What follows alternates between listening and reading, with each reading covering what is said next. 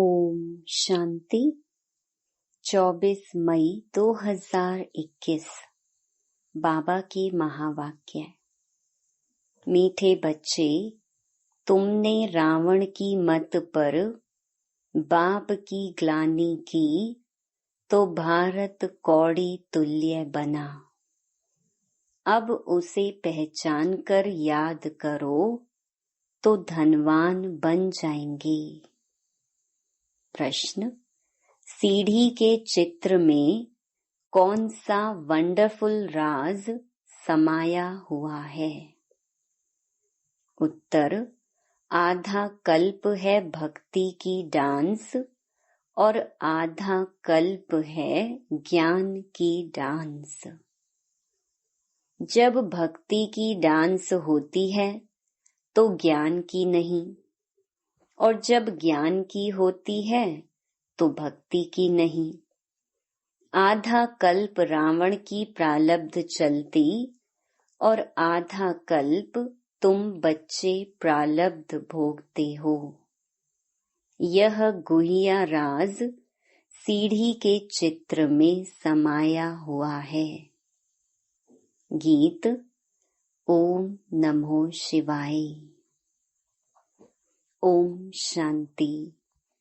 बाप बैठ समझाते हैं, भक्ति मार्ग में बहुत ही भक्ति की डांस की, ज्ञान की डांस नहीं की। भक्ति की डांस जब होती है तो ज्ञान की नहीं, जब ज्ञान की होती है तो भक्ति की नहीं, क्योंकि भक्ति की डांस उतरती कला में ले जाती है। सतयुग त्रेता में भक्ति होती नहीं। भक्ति शुरू होती है द्वापर से। जब भक्ति शुरू होती है तो ज्ञान की प्रालब्ध पूरी हो जाती है, फिर उतरती कला होती है। कैसे उतरते हैं सो बाप बैठ समझाते हैं। मैं कल्प कल्प आकर बच्चों को कहता हूँ, तुम बच्चों ने हमारी बहुत ही ग्लानि कर दी है। जब जब भारत में इस आदि सनातन देवी देवता धर्म की बहुत ग्लानि होती है, तब मैं आता हूँ। ग्लानि किसको कहा जाता है वह भी समझाते हैं। बाप कहते हैं, मैं विकारी नरकवासी भारत को आकर कल्प कल्प स्वर्गवासी बनाता हूँ। तुम मेरी ग्लानि आसुरी मत पर करने के कारण कितने कंगाल बन गए हो। राम राज्य था, अभी है रावण राज्य, जिसको हार और जीत, दिन और रात कहा जाता है। अब विचार करो, मैं कब आऊं? जिन्हों को राज्य दिया वही राज्य गंवा बैठे हैं। हिसाब किताब तो सारा समझाया ही है। मैं आकर वर्षा देता हूँ, फिर रावण आकर तुमको श्रापित करते हैं। भारत को खास, दुनिया को आम। भारत की महिमा का भी किसको पता नहीं है। पहले पहले भारत ही था।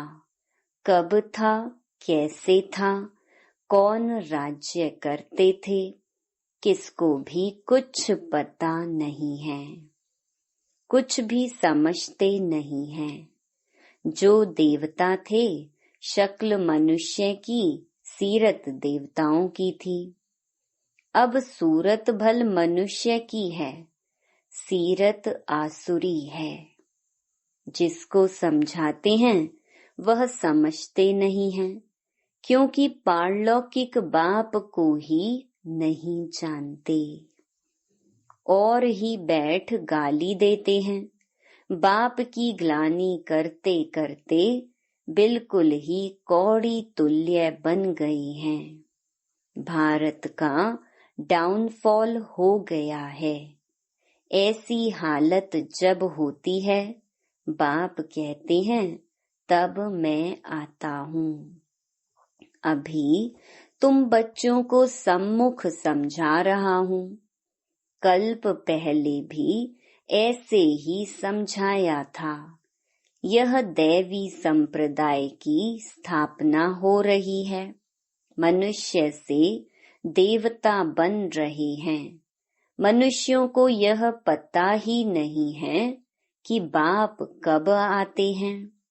सतयुग त्रेता में तुम बड़ी खुशी में प्रारब्ध भोगते हो, फिर द्वापर से रावण का श्राप पाते पाते बिल्कुल ही खत्म हो जाते। जैसे देवताएं प्रारब्ध भोगते भोगते त्रेता के अंत में खत्म हो जाते हैं, फिर रावण की आसुरी प्रारब्ध शुरू होती है। भक्ति भी पहले अव्यभिचारी होती है, फिर व्यभिचारी होती है। सीढ़ी ठीक बनी हुई है। हर एक चीज सतो प्रधान, सतो रजो तमो बनती है। खाद पड़ती जाती है। तुम बच्चों को समझाया तो बहुत अच्छी रीति जाता है, परंतु धारणा कम होती है। कोई में तो समझाने का बिल्कुल अक्ल ही नहीं है। कोई अच्छे अनुभवी हैं, जिनकी धारणा बड़ी अच्छी होती है। नंबरवार तो होते हैं ना। स्टूडेंट्स एक समान नहीं होते, कुछ न कुछ नंबर जरूर रखेंगे। कोई को भी समझाना है बहुत सहज। बाप कहते हैं मुझे याद करो। मैं तुम्हारा बेहद का बाप, सृष्टि का रचयिता हूँ। मुझे याद करने से तुमको बेहद का वर्षा मिलेगा। याद से ही खाद निकलेगी। सिर्फ यह समझाओ कि तुम भारतवासी सतयुग में सतो प्रधान थे, अभी कलयुग में तमो प्रधान बने हो। आत्मा में खाद पड़ती है। पवित्र होने बिगर कोई वहां जा नहीं सकते। नई दुनिया में है ही सतो प्रधान। कपड़ा नया है तो कहेंगे सतो प्रधान, फिर पुराना तमो प्रधान हो जाता है। अभी सबका कपड़ा फटने लायक है। सब जड़जड़ीभूत अवस्था को पाए हुए हैं। जो विश्व के मालिक थे वही बिल्कुल गरीब बने हैं, फिर उनको ही साहूकार बनना है। इन बातों को मनुष्य नहीं जानते। भारत स्वर्ग था, इन लक्ष्मी नारायण का राज्य था, और सब धर्म वाले तो बाद में आए हैं। बाप तुमको रियल बात बैठ समझाते हैं। गीता का देखो कितना मान है। पढ़ते पढ़ते बिल्कुल ही नीचे गिर आए हैं। तब पुकारते हैं हे पतित पावन आओ। हम भ्रष्टाचारी बन गए हैं। सद्गति तो भगवान ही दे सकते हैं। बाकी शास्त्रों में तो सब है भक्ति मार्ग। तुम्हारी बुद्धि में बैठा हुआ है। हम बाबा के ज्ञान से देवता बनते हैं। अब सारी दुनिया से वैराग्य है। सन्यासी भी भक्ति करते हैं, गंगा स्नान आदि करते हैं ना। भक्ति भी सतो प्रधान, फिर रजो तमो होती है। यह भी ऐसे है। आधा कल्प दिन, आधा कल्प रात गाई जाती है। ब्रह्मा के साथ जरूर ब्राह्मणों का भी होगा। तुम अभी दिन में जाते हो, भक्ति की रात पूरी होती है।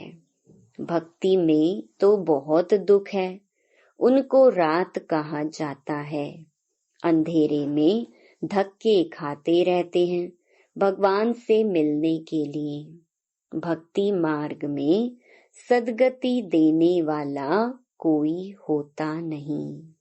तुम्हारे सिवाय कोई भी यथार्थ रीति भगवान को नहीं जानते हैं। आत्मा भी बिंदी, परमात्मा भी बिंदी है, यह बात कोई भी समझ ना सके। परमात्मा ही स्वयं आकर ब्रह्मा तन से समझाते हैं। उन्होंने फिर भागीरथ बैल के रूप में दिखाया है। अब बैल की तो बात ही नहीं है। बाप सब बातें अच्छी रीति समझाते हैं, परंतु किसकी बुद्धि में पूरी रीति बैठता नहीं। बाप बैठ समझाते हैं, बच्चे मैं तुम आत्माओं का बाप हूँ। तुम मुझे याद करो और वर्षे को याद करो तो तुम्हारे विकर्म विनाश होंगे। फिर भी कहते हो, भूल जाते हैं। वाह, ऐसे साजन व बाप को भूलना चाहिए। स्त्री पति को अथवा बच्चे कभी बाप को भूलते हैं क्या? यहाँ तुम क्यों भूलते हो? कहते भी हो बाबा आप हमको स्वर्ग का मालिक बना रहे हैं, फिर भी भूल जाता हूँ। बाप कहते हैं याद नहीं करेंगे तो अंदर जो कट चढ़ी है वह कैसे निकलेगी। मुख्य बात है ही याद की। अपना कोई दूसरे धर्म से ताल्लुक नहीं है। स्कूल में तो हिस्ट्री ज्योग्राफी समझाते हो, कोई तो बिल्कुल समझते नहीं। बाप पढ़ाते हैं, यह बुद्धि में बैठता नहीं है। अच्छा, बाप और वर्षा तो याद करो कि यह भी भूल जाते हो। जिसके लिए आधा कल्प से भक्ति करते आए, उस बाबा को याद नहीं करते। तुम बच्चों की बुद्धि में है, अब हम यह शरीर छोड़ राजाई में जाएंगे। यह अंतिम जन्म है। सूक्ष्म वतन में उनके फीचर्स तो वही देखते हो, वैकुंठ में भी देखते हो। जानते हो यह मम्मा बाबा ही लक्ष्मी नारायण बनते हैं। तुम जब सतयुग में रहते हो तो समझते हो कि यह एक शरीर छोड़ दूसरा लेना है। वहां उनको यह पता नहीं रहता कि सतयुग के बाद त्रेता आएगा, द्वापर आएगा, हम उतरते जाएंगे। ज्ञान की बात नहीं रहती है।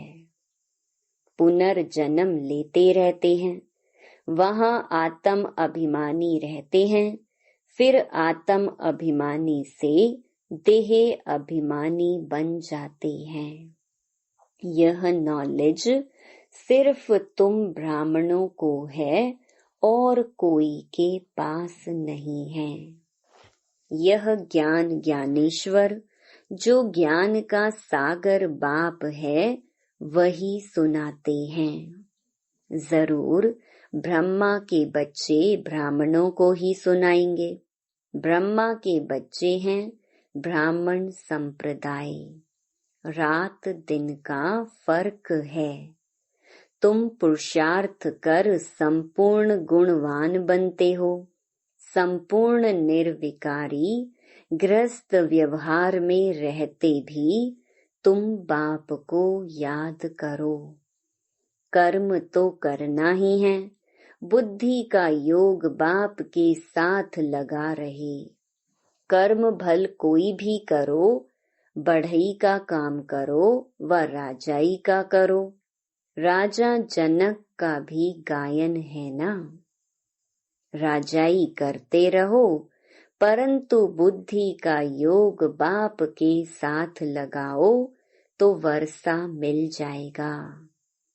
बाप कहते हैं मन मना भव मामेकम याद करो।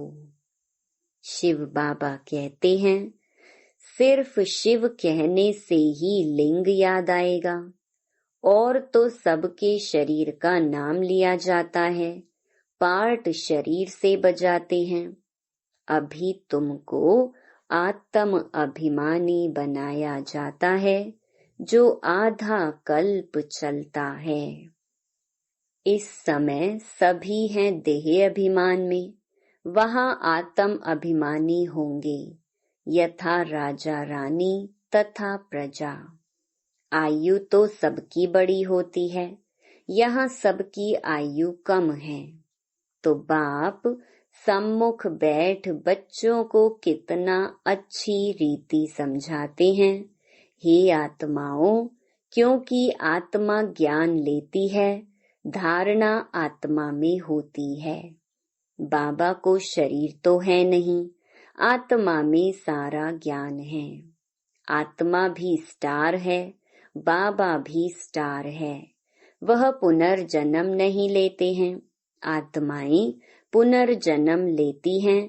इसलिए बाबा ने काम दिया था कि परमात्मा की महिमा और बच्चे की महिमा लिखकर आओ।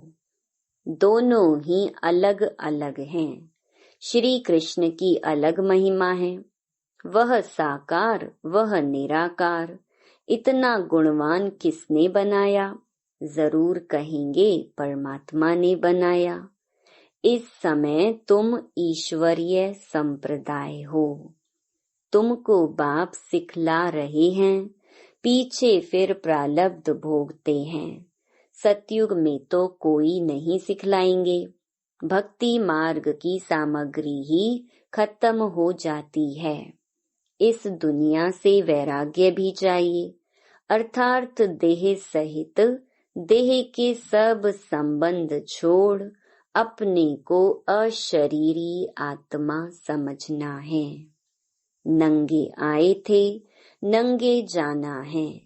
यह पुरानी दुनिया खलास हो जानी है।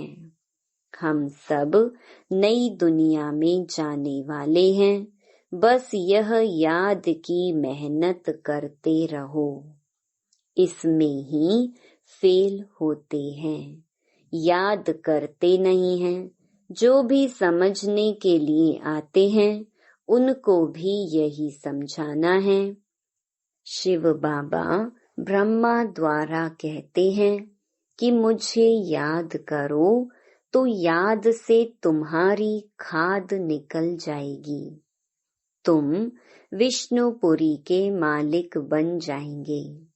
विष्णुपुरी ही स्वर्गपुरी है, तो जितना हो सके बाप को याद करो। जिस बाप को आधा कल्प याद किया है, अब वह सम्मुख आए हैं।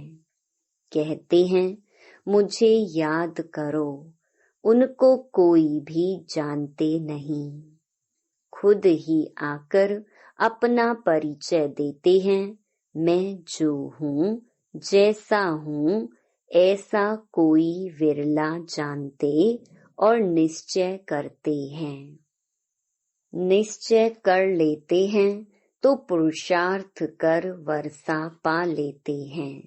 शिव बाबा कहते हैं मुझे याद करने से ही तुम्हारे विकर्म विनाश होंगे और तुम पवित्र बन पवित्र दुनिया के मालिक बनेंगे।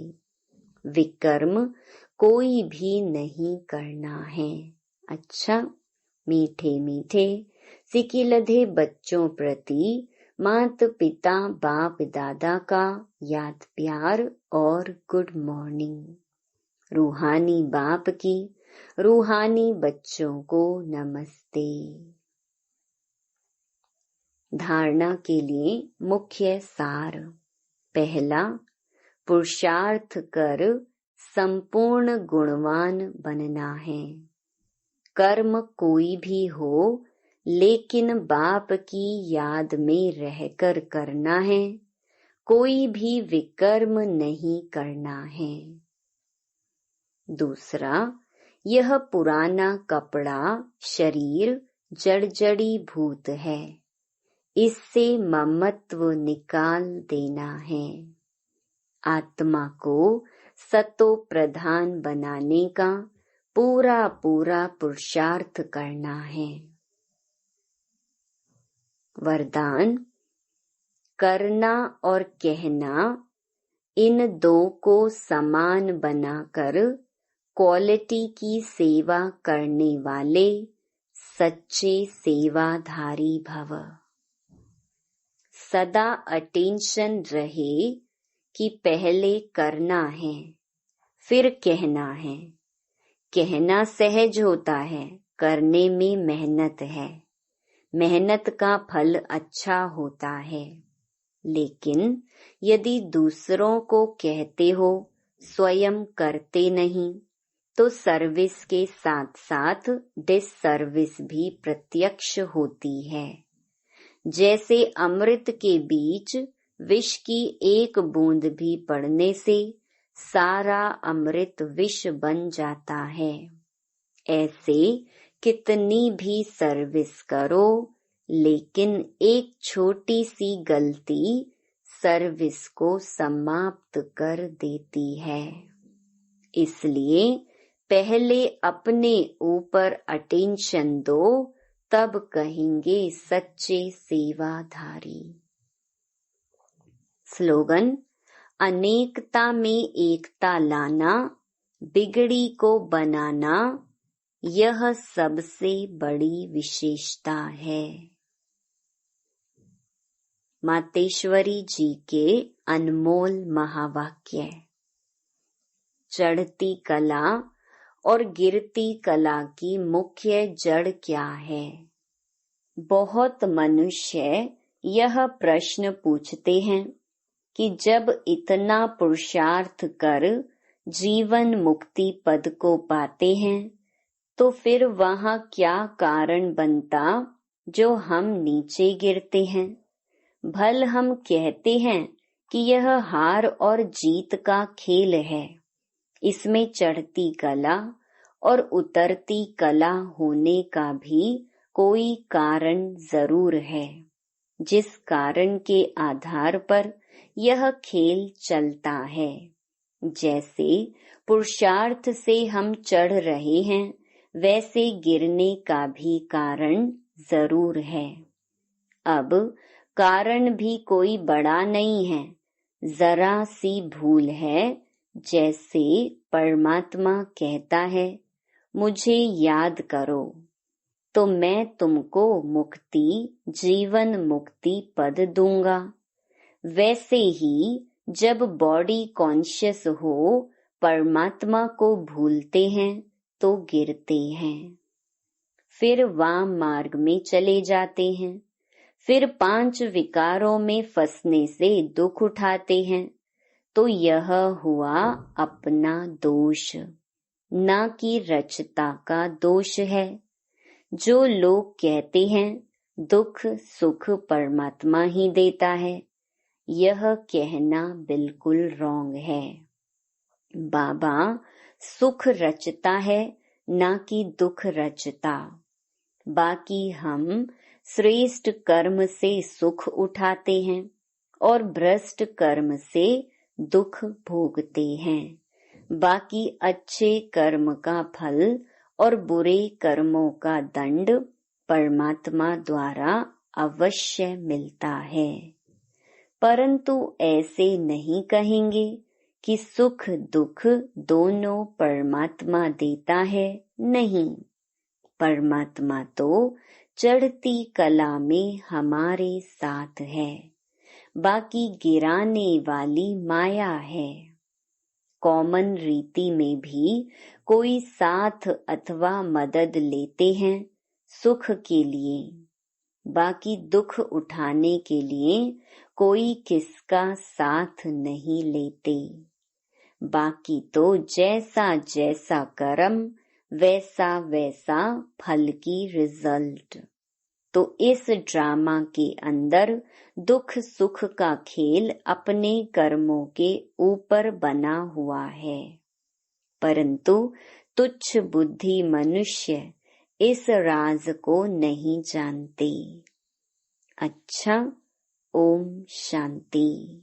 To watch Peace of Mind channel videos on YouTube, subscribe us on youtube.com/tvpeaceofmind. Just a click for a peaceful life.